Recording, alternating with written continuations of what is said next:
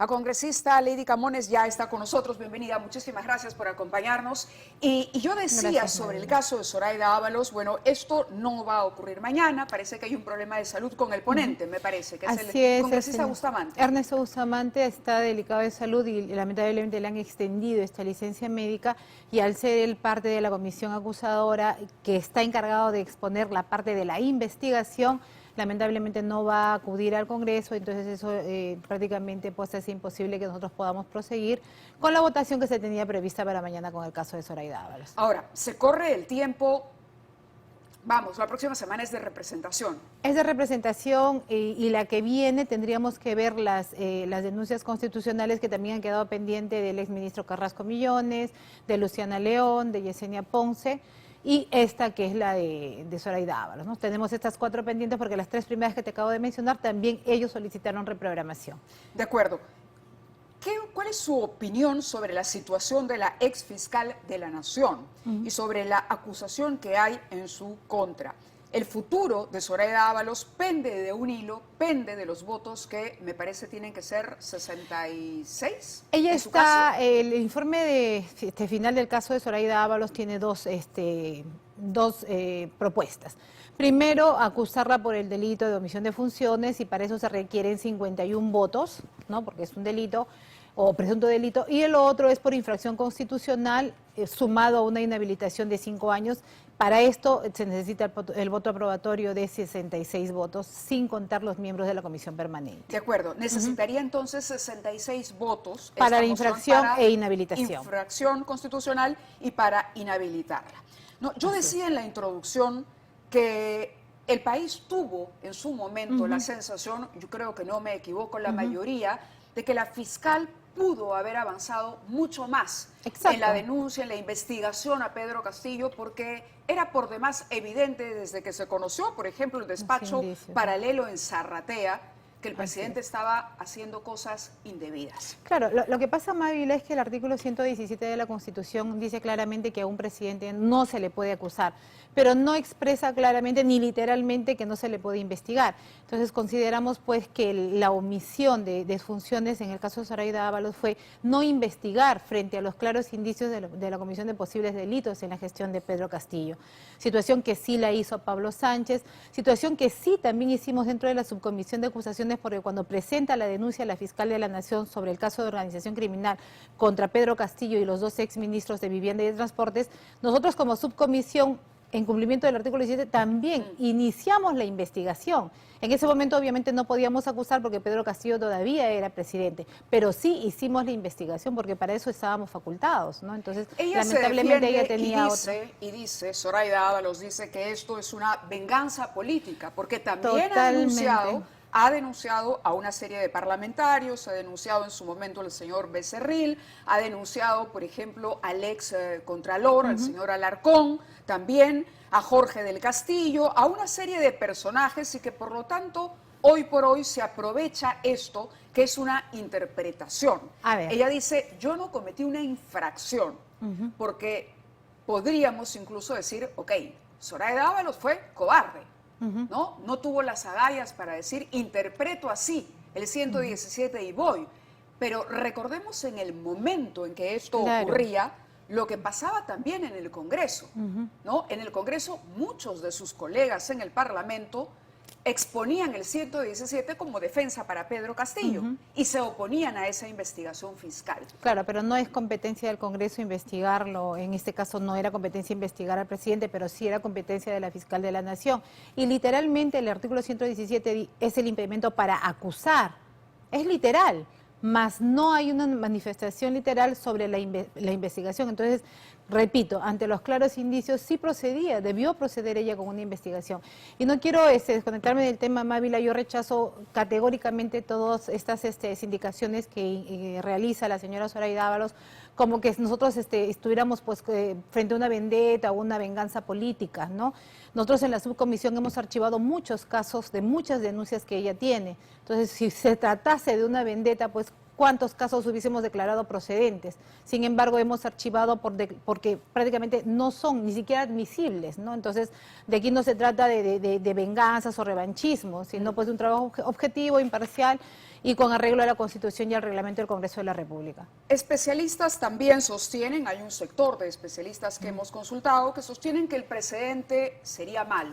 ¿Por qué? Porque el día de mañana, por la fuerza de los votos, se podría inhabilitar a otro fiscal de la Nación que no se somete, digamos, a la tendencia política reinante en el Parlamento y que esto, por lo tanto, debería evitarse. ¿Cómo analiza usted esa crítica que se hace? A ver, yo no lo veo como una tendencia política. Yo soy totalmente, me sujeto a lo que dispone la Constitución y lo voy a repetir 100 veces. Si el artículo 117 indica que no se le puede acusar, pero sin embargo no menciona la prohibición sobre la investigación. Y ese es el cuestionamiento que se hace. Entonces, claro, eso no es una tendencia, es una ley que está pues, en la Constitución, un artículo de la Constitución. Pero en base a una interpretación que ha hecho ella. Ella dice, yo interpreté, esa fue mi interpretación, fui consecuente con la interpretación que había hecho en el caso de Vizcarra y fui consecuente con la interpretación de otros fiscales que en su momento tampoco denunciaron a presidentes, tampoco los investigaron, ni siquiera abrieron investigaciones como ocurrió en el caso de Pedro Castillo. Bueno, si ese es el escenario, yo tengo que dejar bastante claro que el Congreso de la República, con la votación que haga, va a facilitar al Ministerio Público para que prosiga con las investigaciones y vea la pertinencia de acusarlo o no ante el Poder Judicial. Nosotros con la votación no estamos determinando si ella cometió o no un delito. No lo estamos haciendo porque no es nuestra facultad, no es nuestra prerrogativa. Entiendo. Simplemente nosotros facilitamos para que el Ministerio Público pues realice las investigaciones y, repito, determine si procede o no una acusación de la señora Zoraida Ábalos ante el Poder Judicial. Este tema ha provocado que la Junta Nacional de Justicia se pronuncie y le pida una mayor reflexión al Congreso, precisamente por lo que yo le acabo de decir.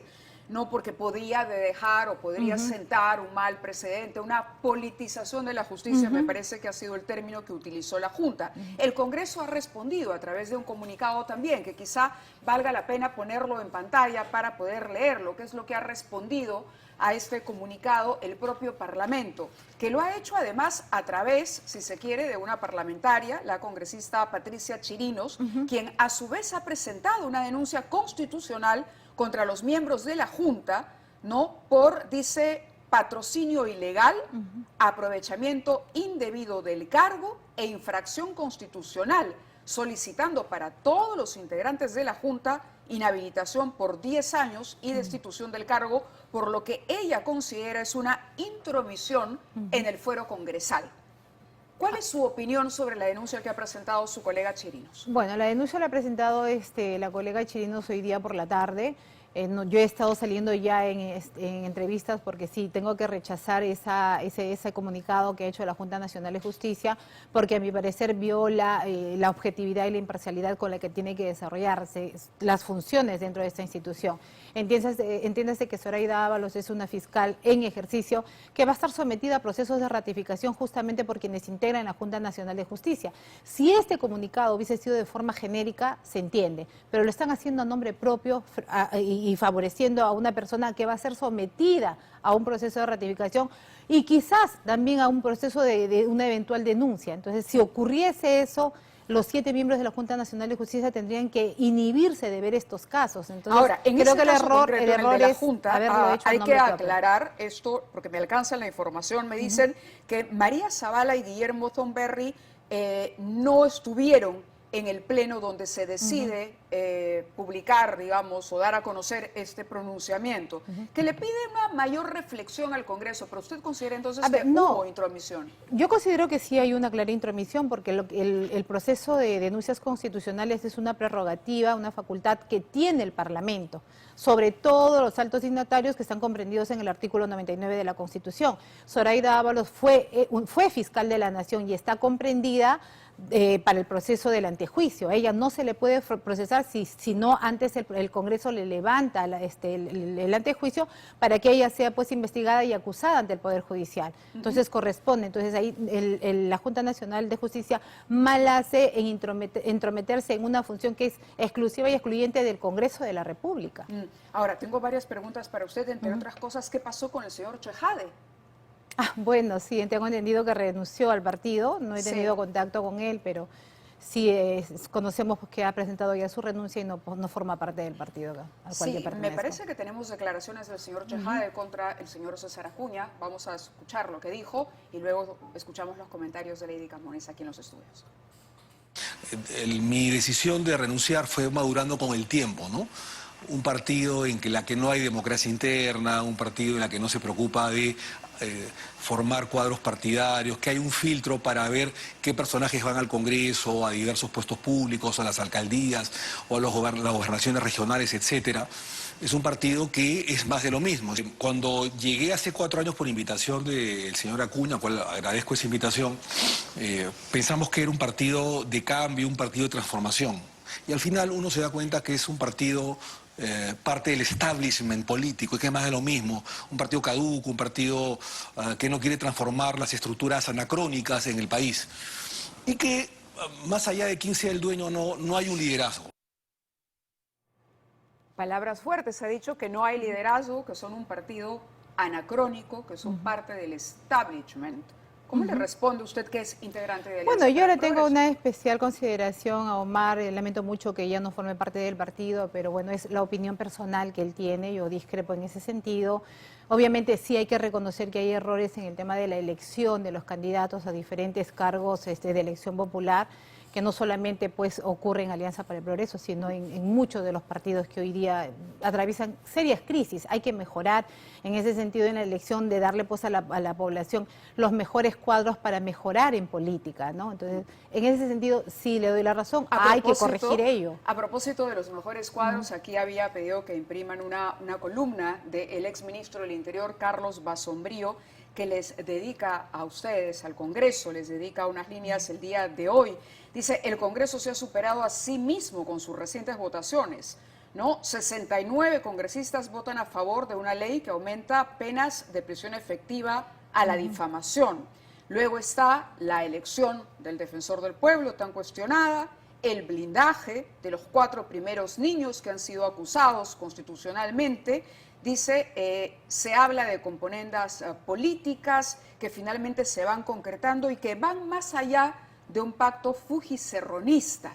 Eso es lo que dice Carlos Basombrío. Y usted fue protagonista de un momento peculiar, poco antes de que se votara la situación de sus colegas denominados niños, los congresistas de Acción Popular. ¿Qué pasó en ese momento? ¿Llegó nueva información de la Fiscalía? ¿Por qué no se pudo incorporar esa información? ¿Cómo retrasa y beneficia esto a los investigados? Porque en ese afán fiscalizador que usted acaba de señalar, parece que no se midió con la misma vara a unos y a otros, ¿no? A ver, te comento qué es lo que pasó. Nosotros seguimos todo el procedimiento que de hecho fue declarado complejo porque se escucharon pues a cerca de 111 testigos, ¿no? En cerca de 6 o 7 sesiones que dimos o que hicimos en este caso. Se solicitó también pues, a la carpeta fiscal que tenían pues, en curso en la Fiscalía sobre el caso de los niños. Lamentablemente la fiscal no nos respondió, nosotros tuvimos que hacer el informe final, lo sustentamos y lo votamos en la subcomisión de acusaciones, se aprobó por mayoría, se elevó a la comisión permanente y cuando ya este informe, que ya estaba cerrado en la subcomisión, se elevó a la comisión permanente, recién nos llega esa carpeta fiscal que fue remitida por el Ministerio Público. Esa carpeta fiscal tiene carácter de reservado, o información confidencial, entonces no se puede hacer pública. Y tampoco se podía ya incorporar en un informe que ya había sido votado. ¿Hoy se han conocido los chats de la esposa de uno de los congresistas involucrados? ¿Eso estaba? No es parte de la información que se tiene en esa carpeta. Entonces, cuando ya se vota en la comisión permanente y se pasa al pleno, obviamente el informe que se había leído, quienes escucharon, los colegas que escucharon, consideraban que no había indicios suficientes como para poder aprobar ese informe. Y es por eso que en ese momento, teniendo yo la carpeta que tiene condición de reservada, puedo compartir con mis pares, o sea, los congresistas pueden tener acceso a esta carpeta y es por eso que yo solicito se pase a sesión reservada para que esta información no se haga pública por la condición que la fiscal incluye en ese oficio en el cual remite esta carpeta. Muy bien. Dentro ya de esa sesión reservada no se permitió la lectura. Dejé constancia de que esa carpeta reservada también forma parte de la nueva denuncia fiscal que está aún en evaluación en la Subcomisión de Acusaciones Constitucionales y que ha sido presentada por la Fiscal de la Nación. Y que seguirá su proceso. Le Que va a agradecemos seguir que su haya proceso. estado con Así nosotros. Ha sido un placer recibirla y conversar Gracias, María. sobre estos temas. Ha sido Muchas Lady gracias. Camones y vamos ahora de inmediato a conectarnos